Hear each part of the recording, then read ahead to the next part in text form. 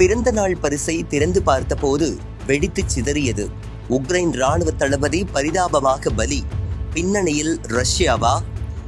காசா Hamas போர் ஒரு பக்கம் நடந்து வரும் நிலையில் ரஷ்யா உக்ரைன் இடையேயான போரும் அவ்வப்போது தீவிர நிலையை அடைந்து வருகிறது. அண்மையில் ரஷ்யா வீசிய ஏவுகணையால் 19 உக்ரைன் ராணுவ வீரர்கள் பரிதாபமாக உயிரிழந்தனர்.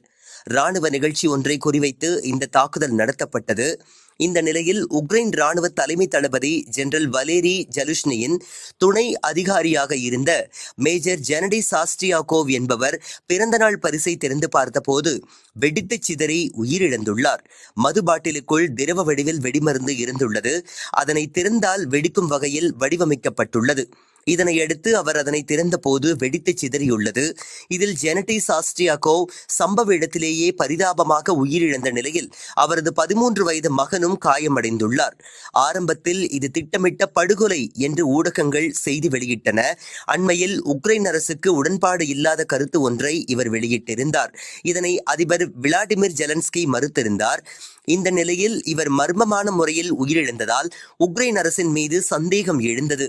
இது குறித்து விளக்கம் அளித்துள்ள உக்ரைன் உள்துறை அமைச்சகம், பிறந்தநாள் பரிசாக புதிய வகை கையெறி குண்டை சக அதிகாரிகள் பரிசாக கொடுத்த நிலையில் அந்த கையெறி குண்டு எப்படி செயல்படும் என்பதை தனது மகனுக்கு அவர் செயல் விளக்கம் அளித்த போது இது வெடித்து சிதறியதாகவும் இது விபத்து என்றும் வதந்திகளை கிளப்ப வேண்டாம் என்றும் தெரிவித்துள்ளது. ஆரம்பத்தில் ரஷ்யா மீது சந்தேகம் ஏற்பட்ட நிலையில் பிறகு அந்த சந்தேகம் உக்ரைன் மீதே திரும்பிய நிலையில் தற்போது அது விபத்தாக முடித்து வைக்கப்பட்டுள்ளது.